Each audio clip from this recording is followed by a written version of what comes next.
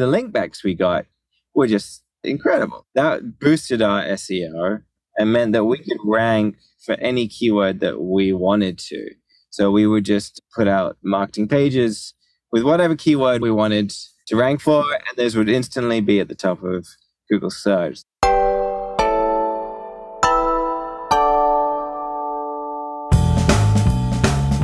All right, team, big episode today. We're joined by Alex MacCaw, who founded Clearbit, B2B marketing data business, and we get some sweet little insights onto what they did to essentially hack growth, like getting massive backlinks from Oracle, etc., from producing a free tool.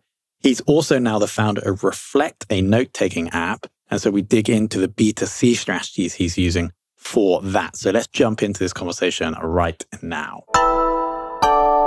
Alex, welcome to the show. Thank you so much for having me. Whereabouts is the boat? So, boat's in Grenada, and I basically keep it down here because it's far enough south that it doesn't get hit by the hurricanes, cross fingers.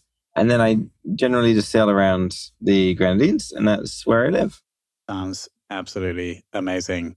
And wow, thank you for joining us from the boat via Starlink, by the way, if people are listening. So this is an ad for Elon. Yes. But Alex, also thank you so much for giving us your time and coming on the show, because we are going to be diving into the contrast between B2B and B2C marketing from the view, really, I think, of someone who's a founder and is also technical, right? So this is quite a unique angle that we're going to be taking on these two halves of marketing. So for those that don't know, well, actually, let's give a shout out right away to the current product, which is Reflect, right? So that's what your big focus is now. Would you agree? Yep. And Reflect's a note-taking tool. It's kind of like notes on steroids. We've tried to apply some of the really advanced ideas that you find in Rome and some of these other note-taking products, but simplified them and made a kind of batteries-included product. Apple. Yeah, exactly. So it's kind of like it just works. You know, the Apple slogan? That's what we're trying to do. And so, in note-taking, I don't know if you know much about the industry, but you can go down a huge rabbit hole of different customizations and this and that. And actually people end up spending more time customizing their notes than writing them. And I wanted to kind of change that and put the focus back on the writing. So I've been working on Reflect for a couple of years now. And then prior to Reflect, I started a company called Clearbit that is in the B2B data space. And that company raised venture and did that whole shebang. And Reflect is in the B2C space and is semi-bootstrapped, semi-crowdfunded.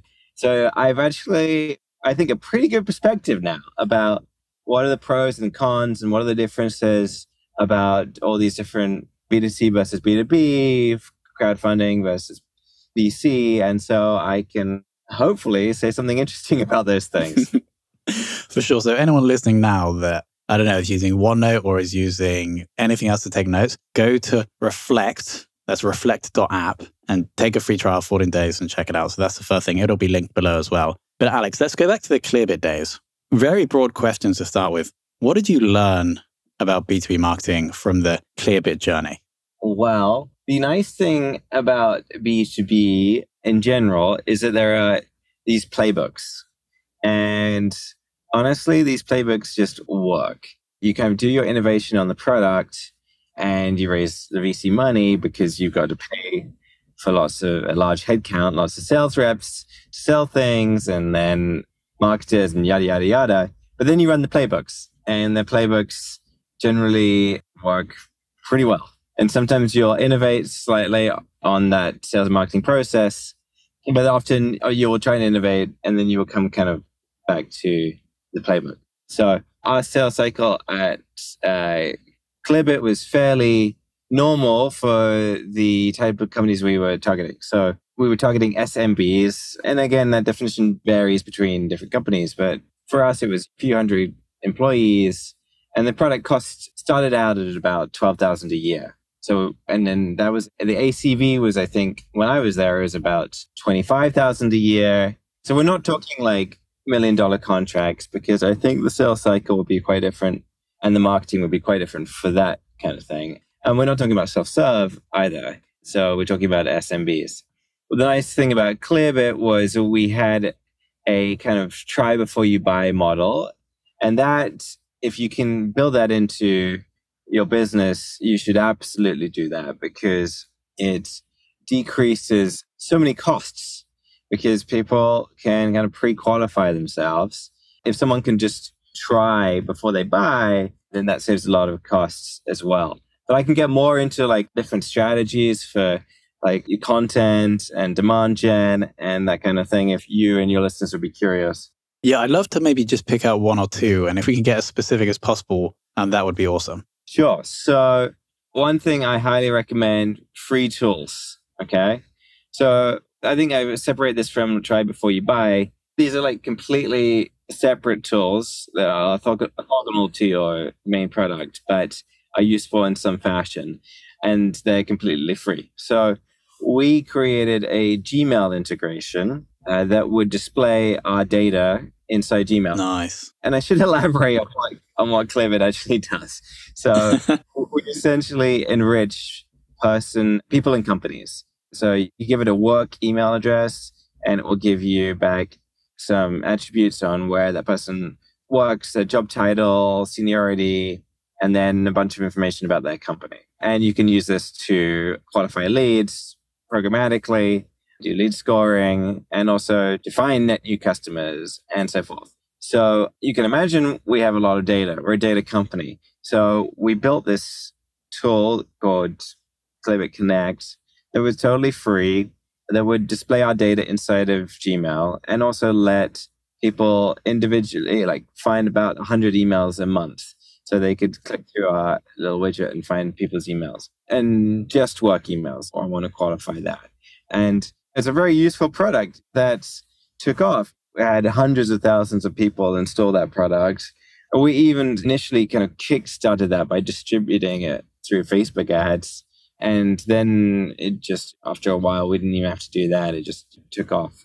But I guess through word of mouth or people, this was back in the day when sales reps were in the same room. So they would be like, oh, what's that tool you're using there? You know? Just quickly on distribution, that's super interesting because obviously a free product, but I guess you wanted to jack up the early installs, right? So you went to Facebook. I assume it was pretty cheap to get an install of the free product, but you were getting exposure to wide exposure for the Clearbit brand as you were doing that. Yeah, exactly. So, I mean, and people have done this. E-marketers will do this all the time. They'll put white papers in their Facebook ads. It's just a slightly more interesting ad to click on than buy my stuff, right? It's like, oh, see, download my free white paper or use this free tool that's actually useful and completely free. So that was a really good strategy for us. And we repeated that again with something called the Logo API. And that API is very, very simple. It goes from a company domain name to a company logo. And we already had all that data internally and that API internally. And we were just like, what would happen if we made this free? And we actually had one condition of using it, which was you had to link back to us if you were using it. And we released this thing, top of hack and use for the day. And everyone used it. I think even PayPal uses it.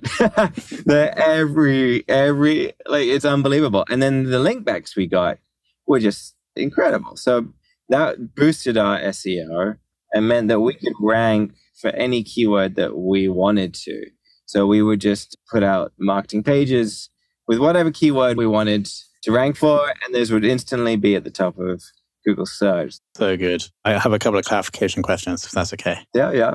For both of these tools, I assume the ongoing cost of the code was pretty negligible, or was there significant? Cool. Yeah. Okay. Awesome. So it's just the upfront development cost to build them, and you had the VC funds, so you're kind of cool there. On the backlinking for the API, did you have to police that, or was it just use this and then please link to us? Or was it, did they have? Yeah. We did police it a bit. So we looked at our logs and we looked at the referrers, and then we noticed that Oracle were using it, and we were like, you know what, those guys can pay, because they weren't violating our terms and they weren't paying us a thing. So we eventually created a paid plan around the API, which we charged the big boys who were violating the terms. But in general, the startups, we just it was a gentleman's agreement. We just hoped that they would abide by. I just absolutely love the fact that you guys, I don't know, let's say you spent 50 grand on building releasing the logo API, and then you just got this almost endless stream of high quality backlinks to give you an endless stream of organic traffic. I think that's awesome. Yeah, it was a really good idea. Yeah. Was that your idea? It was. Oh, Alex. Amazing. Yeah, no, and it was definitely didn't cost us 50 grand to make it. I think I made it in a week, but yeah, those are two pretty good ideas. And then we did a lot of conventional advertising through Facebook. When we started out, it was very unusual for B2B companies to do any kind of advertising through Facebook. It's not unusual these days, but it's less common. And that's partly because Facebook have, to this day, absolutely abysmal targeting for businesses. It is nuts. You like targeting basic stuff like which company and job title and that kind of thing you can't do. And we actually ended up building all that internally. We had a lot of that data. We can create those audiences on Facebook. So we built out those like audiences of like exactly our ICP. Again, we used our own data to calculate who our ICP was. So we basically crunched through all the data in Salesforce and looked at all the won and lost leads, and then looked at all that enrichment data to figure out what kind of companies they were, what size and what vertical, and basically to see which companies we were successful with and which companies we won. And also that we did the same with roles and seniorities and find the right person. And then we would go out and create those ad audiences. And that was very successful to such a degree that we actually ended up productizing that and turning it into a solution for other companies to use as well. Nice. That makes total sense. And so it's almost like the B2B marketing department of Clearbit was like R&D for the product. That's right. Yeah. And so we had running marketing for a long time was Matt Sonson, who was an ex-founder. And I think that is a really good idea when you're early on to hire a marketer who's an ex-founder, because they will be hacking stuff together and they will apply a founder mindset to marketing and growth marketing. And they will be technical and they won't require massive teams and they'll subcontract out everything. At one point, our marketing department, I think, had like 20 different contractors working for it. And it's like way more efficient for the company if you can grow like that.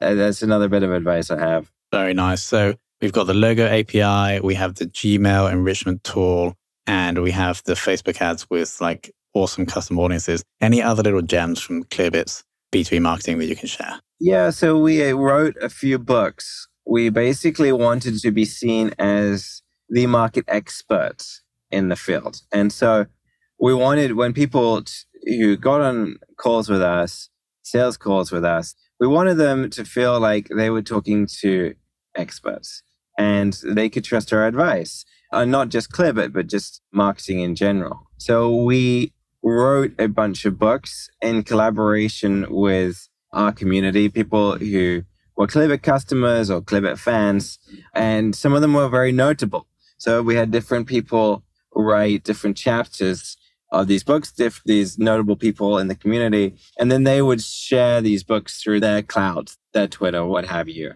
And so that was a good strategy. And I can talk more about how your strategies evolve, especially I think it's more interesting in B2C, where you will be very intentional about kind of one-off unsustainable stuff right at the start, and then you'll try and put more sustainable strategies as you go forward.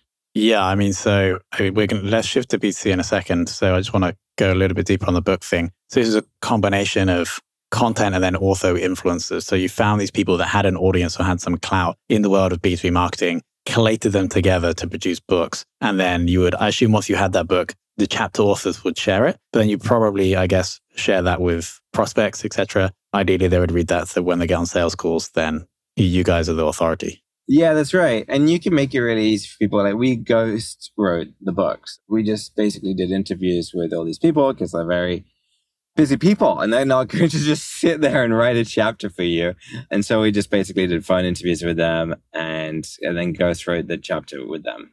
Love it. And I guess like in terms of trying to attribute that back to revenue, It's going to be pretty hard. Like maybe the sales cycle decreased because people trusted you more. Maybe they quoted the book when they came to like your site, or they told a salesperson that they read the book. Or was there any other ways you could see how that helped you guys like make more money? Yeah, so we definitely tried to, every marketing project which we tried to look at attribution for and see if we'd made a good investment or not. It's extremely difficult to do. But the thing is, let's just say the book costs 50 grand, you only need like 3 customers from it, and it's paid for itself. And so we did try and do attribution, but as we'll talk about with Reflect, attribution is unbelievably difficult to do with any kind of accuracy. So we did our best effort there. For sure. Let's now shift to your experience with Reflect. And before we jump into like specific things, what would you say has been the biggest difference between the B2B approach with Clearbit and this B2C approach with Reflect? One of the reasons that I wanted to do B2C next was that I wanted a small team. Running about, I think it was about 120 people. It was just stretching my abilities. I'm a programmer, an engineer. I just love building products. I don't like doing HR. I don't like managing large teams. Even though I have written a book on management, kind of ironically, but... That is The Great CEO Within, right? Yeah, so I wrote a book called The Manager's Handbook, which is targeted towards the managers. Great CEO Within, I co-wrote with my mentor and CEO coach, Matt Mashari. Although I should clarify that and caveat that, which co-write is doing a lot of work in that sentence. Like, he wrote most of that book, but I polished it up, and so I could take the credit for it. I'm just kidding.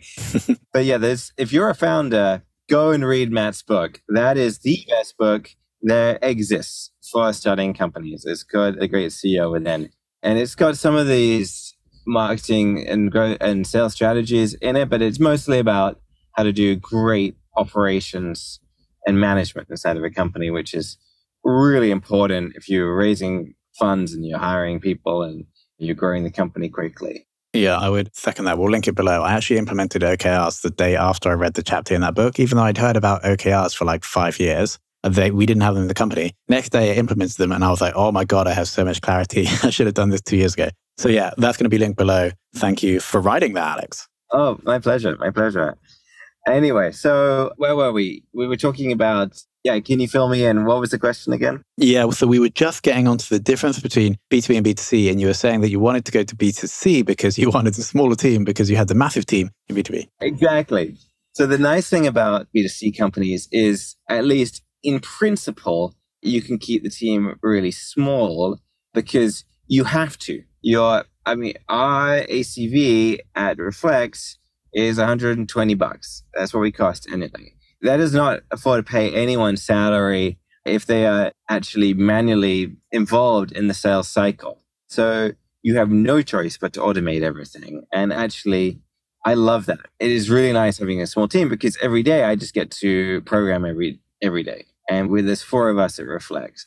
But there's also a lot of downsides to B2C. We can get into, like, it's much harder to make money for a start. It's like extraordinarily hard.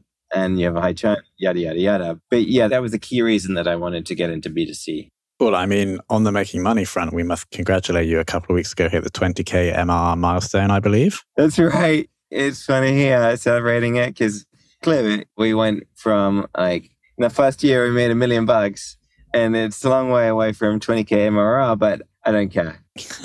I'm having so much fun with this company, and our goal with the company is very different than with Clearbit. Like, the Clearbit is on an IPO track. That's your classic venture-backed business. With Reflect, very intentionally, we said we do not want to IPO or majorly grow this business, partly because I don't want to run a big business, and partly because I don't think the market can support it. There is not a note-taking company that is IPO'd. It's like the best example, the biggest example you could point to is Evernote, and it had a pretty sorry ending to it, sadly. So I think it's very important as a founder when you're sitting down and you're thinking, okay, what should I do?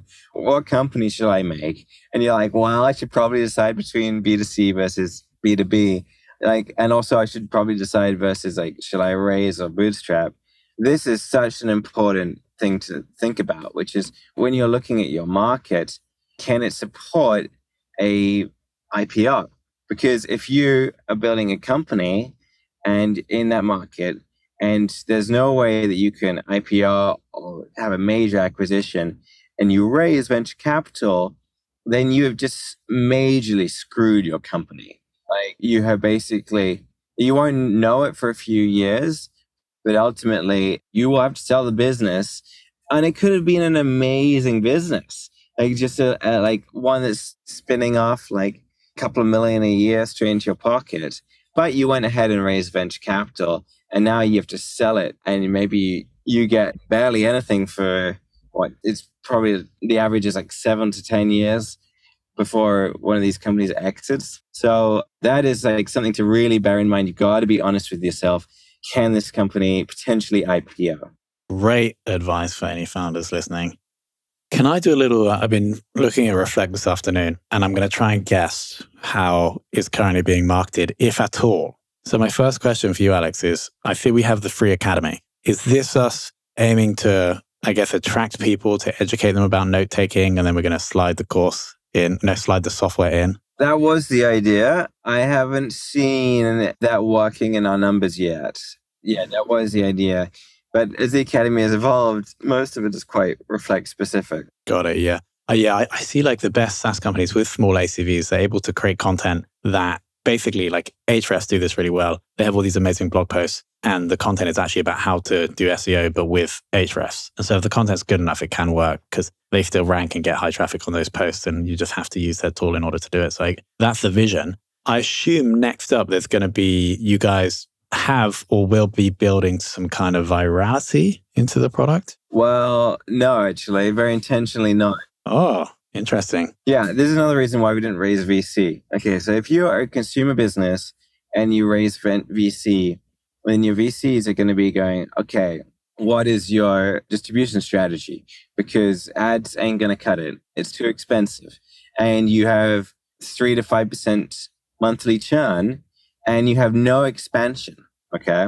So unlike B2B, where you can have net negative retention, that doesn't exist in B2C.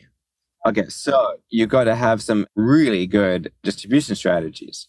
And of course, the classic one is adding viral features to it. And ultimately, someone is going to get an email about your product. It's oh, you've been added as a team member to the Figma account or what have you. Or there's going to be some kind of virality on Twitter. Twitter and email are basically the two virality methods. If we were to raise venture funds, what we would be doing right now is adding a ton of team features to them. And then companies would be reaching out to us, and they would be saying, okay, well, we just need this thing, and this team feature doesn't really work. So you need to spend more time here. And it would be going well as well, probably. That strategy will be working. But what would suck is just using it as a single player user. And we would become a wiki. And that is exactly what has happened to all these note-taking companies like Notion. It might have started out quite lightweight, quite a good note-taking tool. Now it's a company wiki. And it's a different business. And it's not one that I want to build. So I just want to build a great notes app for myself. So that is why we haven't added a ton of virality features very intentionally. We have, however, added a share private link to the notes. And so I can tell you my numbers from last month because we set up attribution, and I just quickly dive into that. So we use Segment.js to go to BigQuery, stream to BigQuery, and then we used an app called equals.app, and it is amazing. It is, I cannot recommend it enough. It's basically like a spreadsheet, like Google Sheets connected straight to BigQuery. And so you can slice and dice your data really easily. Oh, and then to generate the SQL queries, I just use GPT chat. Anyway, so now we have our attribution set up. And let's look at the numbers. So last month in February, 94 customers came from google.com. Now, I don't know what they searched for. I can go to Google's site analyzer and see what people are searching for there, but it obviously doesn't tie it up to my eventual customers. A lot of them are just searching in there for Reflect. So somehow they found out about us. And see, this is why attribution is so difficult. Like maybe they've heard through word of mouth, someone at dinner, maybe they've seen an email or whatever, and they've just typed Reflect into Google, Reflect notes, and then gone to us. So is Google the attribution? You should attribute that to Google. It's tough to say. So this is why it's so difficult. But we had 94 customers from Google. We had 8 customers from Twitter. Yeah, that makes sense. I was going to say, surely your personal Twitter profile has been bringing some customers. Yeah, so I've been working on my Twitter profile, on my audience for way too long now, about a decade. I even worked at Twitter at one point. So I've got a small fan group who like what I'm doing. They like exquisite software. That really helped early on when we got our first 1,000 signups just from me tweeting out it. So, and then the next thing is we've got Twitter, which is 8 customers through Twitter. And then partly it's not just my account, it's people sharing tweets about Reflect, but we don't have anything specific there in terms of marketing. The third one is reflect.site, and that is published notes where people just click that share note with private link. We've got 10 customers through that, which is amazing, actually. Just to clarify on that feature, so I have my notes and I want to share my notes with someone else. I get a private link and then I send that to someone and only that person can see my notes. Is that right? Yeah, exactly. Precisely. And I had hoped that people would be publishing little essays on Twitter through these notes and so on. But now Twitter lets you publish an essay straight inside Twitter. And all we have, we try and make these notes very clean. We have a little Reflect logo in the corner. And that's how we sell through that. And is that page that's generated, is that indexable by Google? No. If Google's not going to find it, unless you tweet it or it's somehow linked to on the web, Google's not going to find it. So yeah, we're not getting any kind of SEO to that. Yeah, so it kind of is like a little bit of a viral feature, but not in the way that's going to turn the product into a company wiki, right? Exactly. If there were other features we could add that would make us more money without us getting away from our core ethos, which is make a beautiful note-taking tool, then I would be happy to explore them. But right now, our focus is moving towards content. So, when you start out with a company, you start out with your marketing strategies being very unsustainable. With Airbnb, it was literally just posting shit on Craigslist, right? And then for Reflect, it was obviously me tweeting. It was various product hunt launches. Again, these are one-off campaigns. They're not sustainable. And then you also have your word of mouth, which is not controllable either. So you have those two things. And then as you go on and the company gets a little bit more mature, we're 2 years in at this point with Reflect, then you start thinking about what are my more sustainable strategies. And content is a great one. For us, paid acquisition is not going to work. ACV is just too small. These ads are just too expensive these days. So we knew that quite early on that distributing our Facebook ads just wasn't going to work. And we were going to have to be smarter. We did a bit of advertising through newsletters, which was actually quite effective, some of them. But again, that is a very sustainable strategy. If someone is posting their newsletter once a month, that's the most you can advertise in it. Plus, you quickly get saturation, right? Your newsletters are audience is only so large, and they see your ad every single newsletter. They already know about you. Again, it's these are great one-off strategies. They're not very sustainable. So now our focus is moving towards content. But I don't have much to share there yet, unfortunately. Yeah. We really just started out with that. Well, Alex, you're the free backlink master, right? From your Clearbit experience. Surely you can think of a tool to get Oracle to link back to you. Yeah, maybe. Maybe. But yeah, B2C marketing is obviously a completely different kettle of fish. But it's also a lot of fun. And we've got just me and our head of growth working on this stuff. And we get to write really interesting pieces. We got a bunch of blog posts lined up. And we get to experiment. We get to build out all this attribution ourselves, which is quite fun. It's a very different kettle of fish than B2B, but it's a lot of fun. For sure. Alex, this has been a fascinating view into the world of marketing, both B2C and B2C, from a technical founder. I want to thank you so much for coming on. We're going to link to a lot of things below. I actually wasn't aware of the management handbook, so I'm going to buy that tonight. We'll also link to the great CEO within. We obviously link to Reflect app. Anybody listening that takes notes, go and start the free trial now. Let's give Alex some podcast attribution in his March numbers. But Alex, anything else to share with the audience? Did I get everything right? You got everything right. Yeah, I think that's it. People can reach out to me on Twitter if they want. I'm at MacCaw, MacCaw, and I'm very open about pretty much everything. I can chat about fundraising strategies, or we did actually a very unusual fundraising round where we did a crowd fund for Reflect, and goal is to pay our investors a dividend.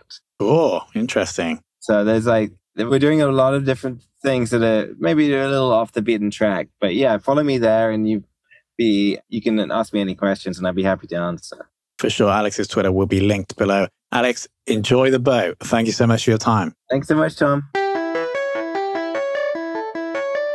All right, team. How do you find that? Thanks to Alex for dialing in all the way from the boat in order to give us those insights. Super interesting to get this from someone who is a founder, specifically a technical founder, not from the marketer, which is normally the guest we have on the show. Now, let's do a quick shout out to Hockey Stack. Now, what they've recently released is pretty crazy. If you're running LinkedIn or organic or LinkedIn paid growth programs, you want to see exactly what is impacting the people that are coming to your site in order to request a demo, in order to do the CTA that you're looking for, right?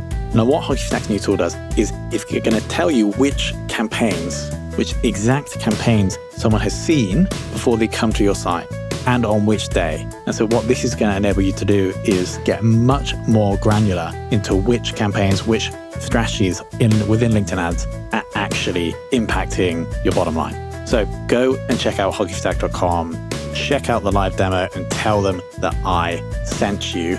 Finally, if you have any feedback about the show, please go to Apple Podcasts, leave a rating and review. Please go to Spotify. You can now leave a rating there. I normally will read out reviews on the show, so I'll give you in your business a shout out if you make that clear what that actually is within the review. And finally, of course, thank you so much for listening.